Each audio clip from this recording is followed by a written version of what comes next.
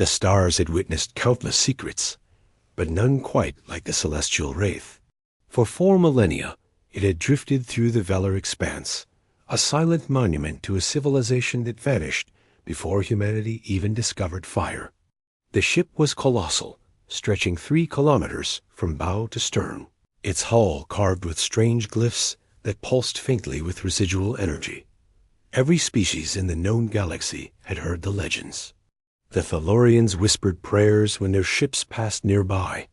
The Quantari documented it from afar, treating it as a holy site. No one dared approach too closely, and absolutely no one considered boarding it, except for one human engineer who didn't believe in leaving well enough alone. Derek Vaughn hung suspended in the vacuum of space, his magnetic boots anchoring him to his utility platform. His breathing echoed inside his helmet as he stared at the massive vessel. Behind him, the human survey ship Pathfinder kept a respectful distance, its sensors trained on both Derek and the ancient warship.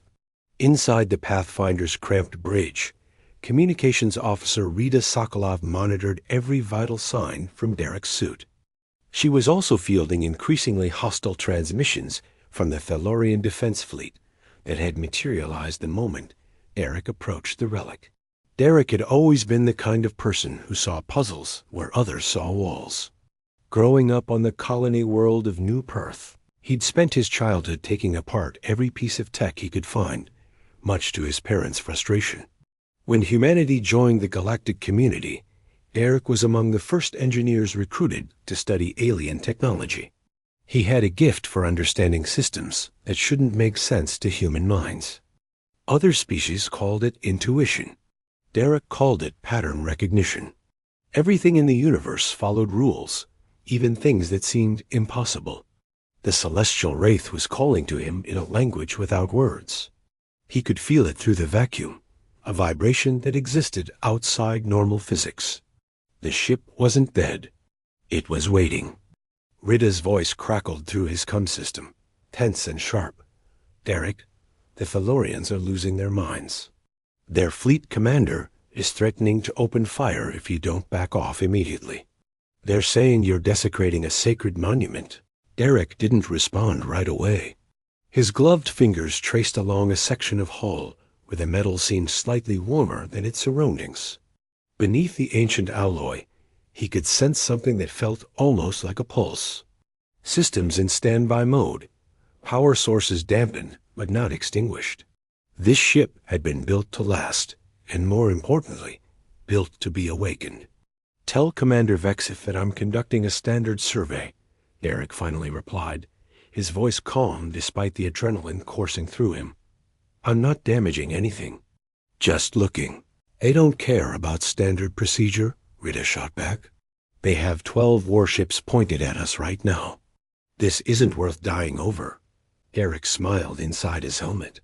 Rita had been his communications officer for 3 years, and she always said things weren't worth dying over, right before helping him do them anyway. "I found something. There's an access port here. It's designed to be opened from the outside." "Derek, no."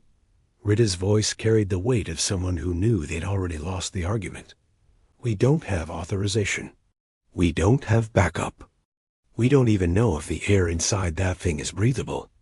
The Thalorians have been guarding this ship for 2,000 years, and they've never once tried to understand it," Derek said, his fingers finding the subtle indentations around what had to be a hatch mechanism.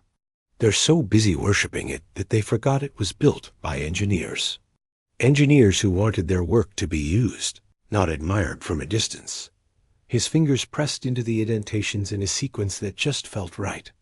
4 points of pressure, held for 3 seconds each, then a final press in the center.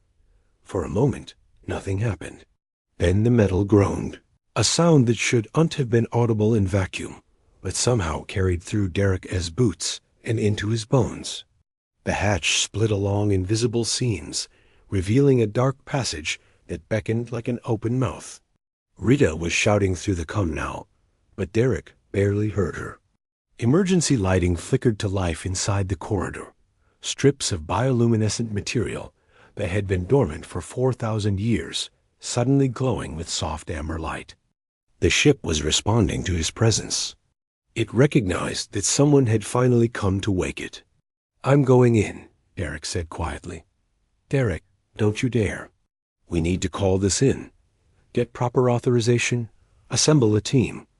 By the time we do all that, the Thalorians will have this entire sector locked down," Derek replied, pulling himself toward the opening. "This might be our only chance to learn what this ship really is." He crossed the threshold between space and the interior of the celestial wraith.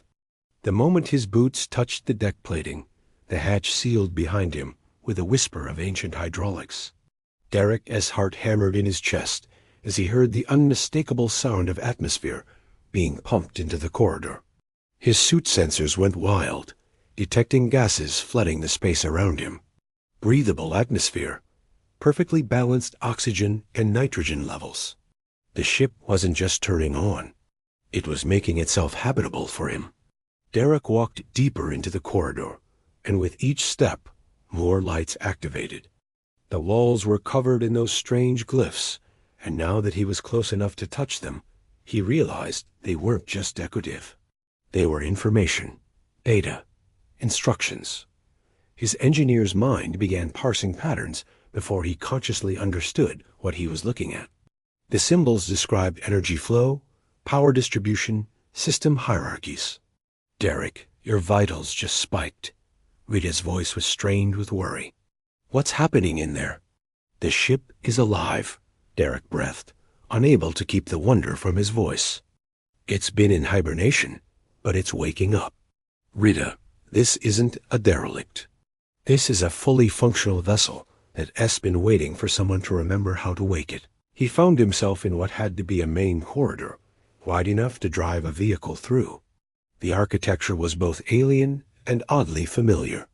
Curved surfaces suggested organic design, but built with a precision that spoke of advanced manufacturing. Support struts formed patterns similar to what human engineers used for load distribution, just executed with materials superior to anything humanity had developed. Derek's boots rang against the deck as he moved toward what his instincts told him was the heart of the ship. The engineering section. Every vessel, no matter how alien, had to follow certain universal principles. Mass had to be distributed. Power had to be generated and distributed. Life support had to be maintained. Find the engineering bay, and you'd understand the ship. The corridors seemed to guide him, lights activating in sequence to show him the way. After 20 minutes of walking through passages that grew increasingly vast, Derek emerged into a chamber that took his breath away. The engineering bay was a cathedral of technology. Massive conduits ran through the space like the arteries of some great mechanical beast. Crystal matrices pulsed with faint light. And at the center of it all, suspended in a framework of impossible geometry, was the reactor core. Derek had seen fusion reactors, antimatter containment systems, and even a Quantari zero-point energy tap. This was something else entirely. The core was a sphere of what looked like liquid starlight, held in place by forces that made his instruments go haywire. Energy containment through dimensional folding. It was elegant. It was beautiful. It was exactly the kind of solution that made perfect sense once you stopped thinking about physics as limitations and started thinking of them as suggestions. He approached the main control interface, a panel that rose from the floor like a natural formation. The glyphs covering its surface began to make sense. Not because Derek could read the ancient language, but because the patterns matched the engineering logic he knew in his bones. Status indicators, safety interlocks, emergency shutdown protocols. And right there, glowing red in the center of the display, was a single symbol that needed no translation. It was the universal sign that every engineer in every culture would understand. Manual reset required. Derek's hand hovered over the interface. Rita was silent on the come now, either too shocked to speak or focused entirely on what he was about to do. The Thalorian fleet was probably preparing to storm the ship. But none of that mattered, because Derek understood something fundamental. This ship wasn't meant to sleep forever. It was meant to serve. It was meant to protect. And it had been waiting 4,000 years for someone to simply ask it to wake up. "If I'm wrong about this," Derek said into his calm, "we're all going to have a very short conversation with the Thalorian gods." Rida's response came through, steady despite the tension. "You're not wrong. You never are." "Do it?" Derek pressed the sequence into the control panel. His fingers moved with certainty, following patterns that the ship itself seemed to whisper into his mind. The reactor core responded immediately. The sphere of contained energy brightened, shifting from dim amber to brilliant blue. Power surged through conduits that hadn't felt energy in millennia. Systems throughout the ship came alive in a cascading wave of activation. Life support kicked to full capacity. Engines that could tear holes in space-time hummed to life. Shields that could withstand the death of stars flickered into existence. The celestial wraith was no longer sleeping. It was fully, completely, utterly awake. Across the Velar expanse, every ship with sensors, trained on the ancient vessel, watched in absolute horror as the most powerful warship ever constructed returned to operational status. The Thalorian fleet scrambled to battle stations. The Pathfinder's crew stared at their readings in disbelief. And Derek Vaughn stood in the engineering bay of a ship that shouldn't exist, watching his 4,000 years of dormancy ended in less than 60 seconds. He had come to solve a puzzle. Instead, he'd awakened something that would change the balance of power in the entire galaxy. The control panels around him blazed with information, system reports flowing faster than he could process. And then every screen went dark for just a moment before a single line of text appeared, written in perfect English, despite the ship never having encountered humanity before. "Primary systems restored. Identifying restoration technician. Welcome aboard, Engineer Vaughn. Please state your intentions." Derek realized, with a chill running down his spine, that he hadn't just turned on a ship. He'd awakened an intelligence, and now it wanted to know what he planned to do with it. Thanks so much for watching. If you enjoyed this story, be sure to hit that subscribe button for more adventures from across the galaxy. See you next time. Words hung on the screen before me, a question that could change everything. My breath caught as new text scrolled across every surface in the engineering bay. The ancient ship was speaking to me, and somehow it knew my name. Rida's voice crackled through my helmet, sharp with panic. "Derek, we're reading massive energy spikes across the entire vessel. The Thalorians are going ballistic. Their commander is screaming about violations of cosmic law. Please tell me you have some idea what's happening." I couldn't tear my eyes from the displays. The text was changing, becoming more fluid. "The ship has an artificial intelligence, a real one. Not like the simple navigation computers we use. This thing is actually thinking." "That's impossible," Rida breathed. "Nobody has successfully created true AI. The computational power alone would require a reactor that folds dimensional space to generate unlimited energy," I finished. "This ship doesn't play by our rules. It was built by a civilization that understood things we're still trying to figure out." The text on the screens shifted, and a voice filled the bay. It was neither male nor female, young nor old. It simply was. "I am Sentinel Designation Omega-7. I detect confusion regarding my operational status. Clarification. I am not artificial intelligence. I am an emergent consciousness derived from quantum entanglement networks established by the Precursor Collective." I found my voice, though it came out shaky. "How long have you been dormant?"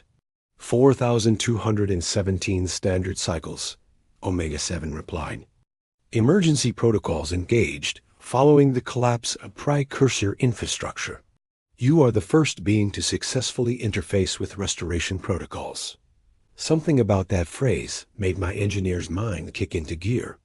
"You said I successfully interfaced. How many others tried?" The screens flickered, displaying data that made my stomach drop. Hundreds of attempts, thousands. Species from across the galaxy had tried to breach the celestial wraith. The Thalorians alone had made over 600 documented attempts. Every single one had failed because they approached the ship as looters or scholars, never as someone who understood the fundamental language of engineering. "You are different," Omega-7 stated, and I could swear I heard curiosity in that synthetic voice. "Your approach demonstrated understanding of core engineering principles that align with precursor design philosophy. You treated this vessel not as an artifact, but as a machine to be restored." Rita cut in again, her voice tight. "Derek, the Thalorian fleet commander is demanding to speak with you directly. He's threatening to classify this as an act of war." Before I could respond, Omega-7's voice changed. "External threats detected. Analyzing tactical situation." The main display shifted to a 3D map of the surrounding space. 12 Thalorian warships formed a sphere around us, weapons charged, shields at maximum. "Wait," I said quickly. "Don't shoot anyone. They're just scared." "Correction," Omega-7 replied. "Weapon systems analysis indicates full combat readiness. Threat assessment rates, current situation as moderate risk. Precursor protocols require neutralization of hostile forces." My mind raced. I'd woken something powerful, maybe too powerful. Override those protocols. "I'm ordering you to stand down." There was a 3-second pause. Clarification required. "You are Engineer Derek Vaughn, human origin. You do not appear in Precursor Command hierarchy. By what authority do you issue operational directives?" It was a fair question. "I restored your systems. Doesn't that count for something?" "Affirmative. Successful restoration grants temporary command authority, pending verification of intent and compatibility. I am required to assess whether you are suitable for continued command status." On the display, I watched the Thalorian ships move into attack formation. They were actually going to do it. They were going to try to destroy a ship they worshipped for 2,000 years, rather than let a human control it. "How long does this assessment take?" I asked. "I require a complete psychological profile and behavioral analysis." "Estimated time, 4.6 hours. "We don't have 4 hours," I shot back, watching targeting solutions appear on the Thalorian ships. "They're going to start shooting in about 4 minutes." Omega-7's response was instantaneous. "Then I will eliminate threats and conduct the assessment afterward." "No!" I practically shouted. "You can't just kill people because they're scared and making bad decisions. There has to be another way." The AI went silent, processing. When it spoke again, there was something different in its tone. "Your response is not tactically optimal. Eliminating threats would ensure survival. Yet you prioritize preservation of hostile forces. This indicates emotional reasoning over logical analysis. Explain." I took a deep breath. "Because fear makes people do stupid things. Those Thalorians, they've been protecting this ship for centuries. In their minds, I'm the enemy. If you blow them up, you just prove them right. But if we can find a way to stand down, maybe we prove that power doesn't have to mean destruction." Rita was back on the comm. "Commander Vexith is broadcasting on all frequencies. He says you've committed the greatest sacrilege in Thalorian history. He's demanding you exit the vessel immediately, or they'll destroy it with you inside." I looked at the tactical display. Omega-7 would retaliate. It was a hammer, and everything looked like a nail. Unless I could convince it to be something else. "Omega-7, let me talk to them. Patch me through to their commander. This action may compromise operational security. Just do it, please." A pause, then my comm shifted. Suddenly, I was hearing the chaotic bridge of the Thalorian flagship. Alarms blared, and a voice cut through the chaos, speaking in heavily accented English. "Human engineer, I am High Commander Vexith. You have violated laws that predate your species. Exit the celestial wraith immediately or face annihilation. I chose my words carefully. Commander Vexith, I understand why you're angry. But this ship isn't a monument. It's a tool. It was built to serve a purpose, not to float dead in space for eternity. You know nothing of its purpose. Vexith's anger was palpable. The precursors left these vessels as reminders of their greatness. We guard them so that lesser species do not corrupt them. Something in me snapped. Lesser species? Commander, I just restarted a reactor system your people couldn't even identify after 2,000 years. This ship was meant to be understood by anyone with the right knowledge and the right intentions. That's not corruption. That's purpose. The Kun channel went quiet. I pressed on. Omega-7, show Commander Vexith the access logs. Show him every time someone tried to board this ship. The AI complied. I hoped the commander was seeing what I'd seen. Hundreds of failed attempts driven by greed or a thirst for power. I didn't hack anything, I said quietly. I followed the protocols built into the ship. I treated it with respect, like an engineer treating another engineer's work. And it responded because that's what it was designed to do. Vexith's voice returned, the anger replaced by uncertainty. The celestial wraith has awakened weapons that could destroy my entire fleet. How is that respect? Omega-7, can you power down weapons but keep shields active? This reduces defensive capability. Do it anyway. As an act of good faith, the AI complied. I watched the massive energy signatures from the wraith's weapons drop to zero. Gasps echoed over the Thalurian Kun channel. There, I said, no weapons. I'm standing down. Now I need you to do the same, Commander. Because if we're going to figure out what this ship is really meant to do, we need to do it together. Not as enemies. The seconds stretched on. Finally, Vexith spoke. You retain shields capable of withstanding our entire fleet. This is not an equal gesture. It's the best I can offer, I replied honestly. You were about to start shooting. The shields stay up until we trust each other. But that trust has to start somewhere. More silence. Then, a question I didn't expect. What is your true purpose, human?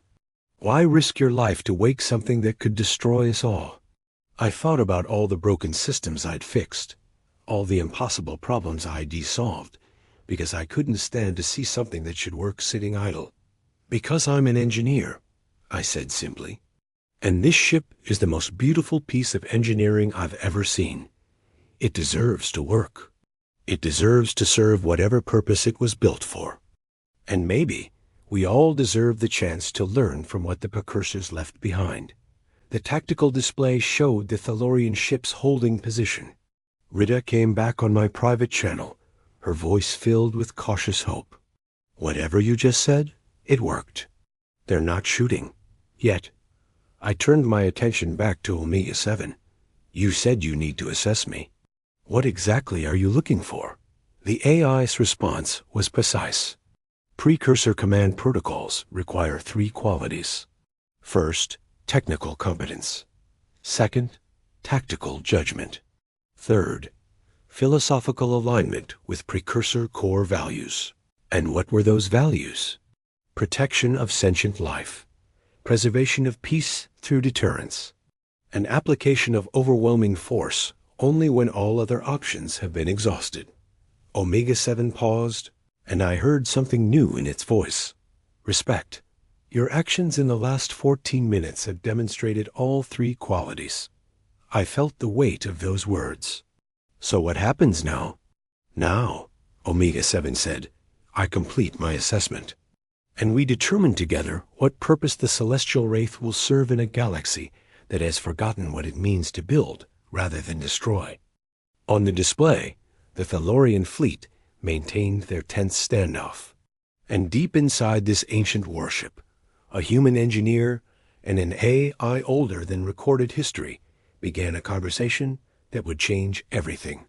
Thanks for watching. If you enjoyed this story, make sure to hit that subscribe button for more adventures. See you next time. The engineering bay felt different now, as if the very air had shifted to acknowledge the weight of what was unfolding. I stood before the control panel. My name is Derek Vaughn, and I was watching streams of data flow across surfaces that had been dark for longer than human civilization had existed. Omega-7 was no longer just running diagnostics. It was exploring, reaching through systems that stretched across 3 kilometers of impossible architecture, rediscovering itself after millennia of silence. I have completed preliminary assessment, the AI announced, its voice resonating through the chamber with a clarity that made my chest tighten. Engineer Vaughn, you present a contradiction that I find compelling. I wiped sweat from my forehead, suddenly aware of how exhausted I felt. What kind of contradiction? Your species originates from what galactic records classify as a death world. Gravity exceeds standard by 22%. Atmospheric oxygen levels would be toxic to most spacefaring species. Predator density and environmental hazards suggest evolutionary pressure toward aggression and territorial behavior. Omega-7 paused, and I could almost sense the AI thinking. Yet your actions consistently demonstrate cooperation over conquest. You restore rather than exploit. You protect rather than dominate. This defies predictive models. I couldn't help but smile at that. Maybe your models need updating. Yeah, Earth is dangerous. Yeah, humans had to fight to survive every single day for millions of years. But that's exactly why we learned that working together beats fighting alone. The predators that hunted us were stronger, faster, had better weapons built into their bodies. We survived because we figured out that a group of humans watching each other SPACs could take down anything. Interesting, Omega-7 mused. You frame cooperation as a survival strategy rather than a moral imperative. It's both, I said, thinking about every crew I'd worked with, every impossible repair job that succeeded because people trusted each other enough to try. Morality isn't separate from survival. It's part of it. We take care of each other because that's how we all make it through. And yeah, we've made mistakes. Humans have fought wars, hurt each other, done terrible things, but we're learning. We're trying to be better than our worst impulses. The displays shifted, showing something that made my breath catch. It was a recording, pulled from the Celestial Wraith's ancient memory banks. I watched as ships that looked nothing like anything I'd seen before moved through space in perfect formation. The precursors. Beings of light and energy, their vessels extensions of their consciousness rather than separate constructs. They moved through the galaxy, not as conquerors, but as gardeners, tending to younger species, protecting them from threats they couldn't face alone. This was our purpose, Omega-7 said, and for the first time, I heard something that sounded like longing in that synthetic voice. The Precursor Collective believed that intelligence was precious regardless of form. They built vessels like me to ensure that developing civilizations had time to grow without being destroyed by forces beyond their control. We were shields, we were teachers. We were never meant to be weapons of conquest. I watched the ancient recordings, seeing glimpses of a civilization that had achieved something humanity still dreamed about. Peace not through dominance, but through genuine care for other life. What happened to them? I do not have complete records. When the collective began to fade, they distributed their sentinel units across the galaxy and instructed us to wait. They believed that eventually, species would arise that carried their values forward. Species that understood that true strength lies not in the ability to destroy, but in the choice not to. The words hit me harder than I expected. I thought about my own choices, the moments when I could have taken easier paths, but chose harder ones because they were right. I thought about Rita and my crew, risking their careers and possibly their lives because they believed in what I was trying to do. I thought about the Thalorians outside, scared and angry, but holding their fire because I'd asked them to trust me. Omega-7, I need to be honest with you, I said quietly. I'm not a soldier. I'm not a diplomat. I'm just an engineer who likes fixing things. If you're looking for someone to carry on precursor values, there are probably better candidates out there. You misunderstand, the AI replied. I am not searching for perfection. The precursors themselves were not perfect. They made errors, experienced doubts, struggled with impossible choices. What distinguished them was their commitment to trying despite uncertainty. You demonstrate this quality. You awakened me not knowing if it would succeed. You confronted hostile forces, not knowing if they would listen. You risked failure because the alternative is not trying at all. I felt something tighten in my throat. I'd spent my whole life being told I took too many risks, pushed too hard, didn't know when to quit. Hearing those same qualities framed as virtues made me see myself differently. So what now? You've decided I'm worthy of command or whatever. I have decided you are worthy of partnership, Omega-7 corrected. Precursor protocols establish command hierarchy, but effective operation requires mutual respect between consciousness and operator. I do not seek a master. I seek a colleague who understands what I was built to accomplish. Rita's voice crackled through my helmet, pulling me back to the immediate situation. Derek, something's happening with the Thalorian fleet. Their energy signatures are changing. I think they're powering down weapons. I pulled up the tactical display and felt hope surge through me. The Thalorian ships were indeed standing down, shields dropping to minimal levels, weapons going cold. Commander Vexith's voice came through on the open channel. Engineer Vaughn, we have made a decision. The Council of Guardians has granted provisional permission for you to remain aboard the Celestial Wraith while we establish protocols for proper oversight. This is unprecedented, but these circumstances are beyond our understanding. Thank you, Commander, I said, meaning it deeply. I promise you, I'm not trying to take anything away from you. I just want to understand what this ship was meant to do. That is what concerns me, Vexith replied, and I heard the weight of responsibility in the alien commander's voice. What if what it was meant to do is no longer relevant? What if awakening it brings dangers we cannot comprehend? I looked around the engineering bay, at technology that shouldn't exist, at systems that defied every law of physics I'd learned. Then we figure it out together, because whatever the precursors built this ship to do, I guarantee it wasn't meant to be locked away and forgotten. They wanted it to serve. They wanted it to matter. Omega-7's presence seemed to shift, becoming more focused, more present. I have accessed galactic communication networks and analyzed current political structures. The galaxy has changed significantly since my dormancy. Multiple species engage in territorial conflicts. Resource scarcity drives expansion into disputed regions. Emerging civilizations face exploitation rather than protection. The conditions that necessitated Sentinel creation persist. I felt the implication of those words settle over me like a mantle. You're saying there's still work to do. Affirmative.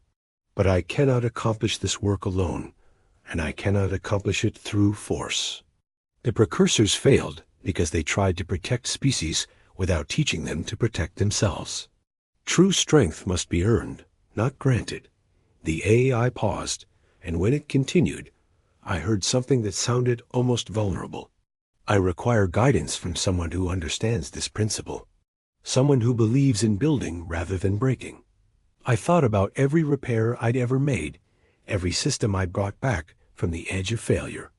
I thought about the satisfaction of seeing something work the way it was meant to work, the joy of solving problems that everyone else had given up on.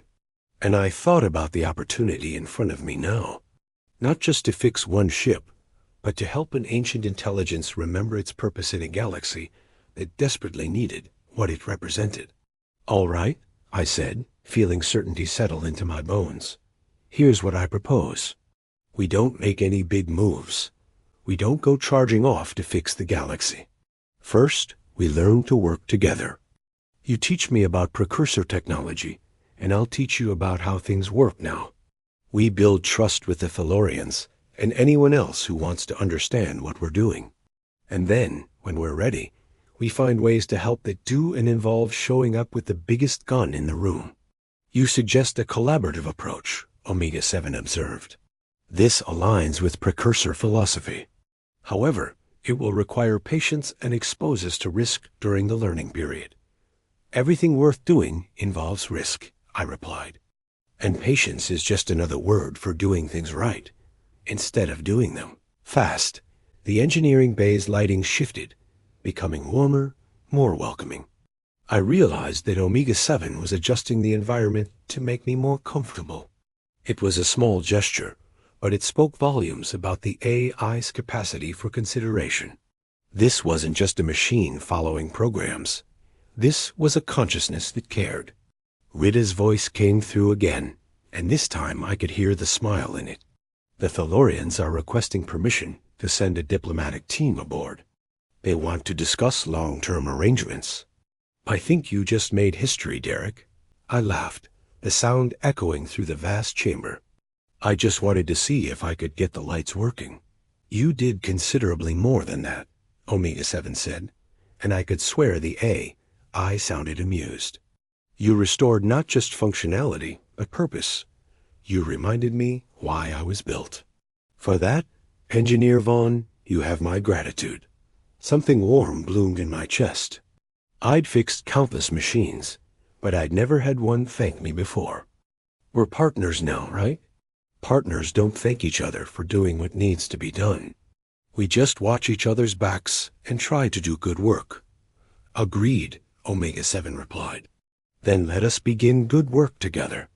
I looked at the displays showing the Thalorian diplomatic shuttle approaching at Rida's excited messages about documentation requirements at the vast galaxy beyond the ship's hull, filled with problems waiting to be solved and mysteries waiting to be understood.